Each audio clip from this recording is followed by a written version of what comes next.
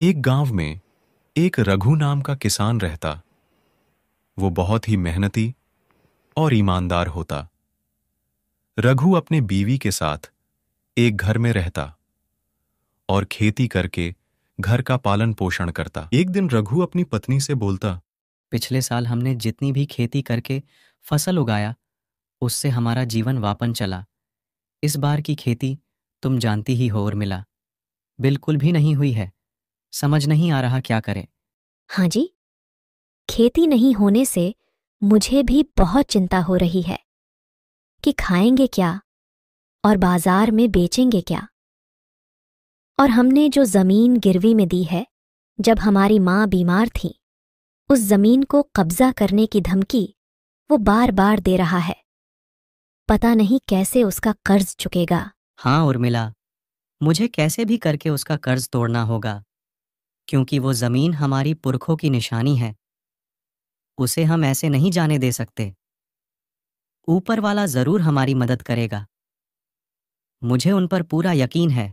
इतना बोलकर रघु परेशान होते हुए जाने लगता और जाके एक नदी के किनारे बैठ जाता। हे भगवान जी, मैं बहुत ही विकट परिस्थिति में फंस गया हूँ। मुझे कैसे भी करके अपने पुरखों की जमीन को वापस लाना है, लेकिन समझ नहीं आ रहा क्या करूं। तभी रघु को एक आवाज सुनाई देती, पानी, मुझे पानी दो, मुझे बचा लो, मैं काफी दिनों से प्यासा हूँ, मुझे कोई पानी दो। ये सुनते ही रघु पूरा घबरा जाता और बोलता, ये इतने घने जंगल में इस तरह से कौन आवाज दे रहा है? लगता है कोई इस जंगल में किसी मुसीबत में फंस गया है, जो बार बार प्यास से पानी की गुहार लगा रहा है। मुझे जाके देखना चाहिए। इतना बोलकर रघु परेशान होते हुए उधर जाने लगता जिधर से आवाज आ रही होती है। ये कुछ दूर गया ही होता है कि सामने एक वृक्ष होता जिसके 2 आंखें और मुंह होते। ये देख के चौंक जाता और बोलता, मैंने जीवन में पहली बार ऐसा वृक्ष देखा है जिसके आंखें और मुंह है। क्या अभी वो तुम थे जो प्यास के कारण पानी के लिए आवाज लगा रहे थे? इस बार के अकाल के कारण मैं पानी के एक एक बूंद के लिए तरस गया हूँ। ऐसा लग रहा है जैसे मेरी जान अब निकल जाएगी। मैं यहाँ कई दिनों से पानी के लिए लोगों को आवाज लगा रहा हूँ, लेकिन अब तक कोई नहीं आया। भला हो तुम्हारा जो तुम मेरी आवाज सुनकर भागे चले आए। कोई बात नहीं, तुम चिंता नहीं करो।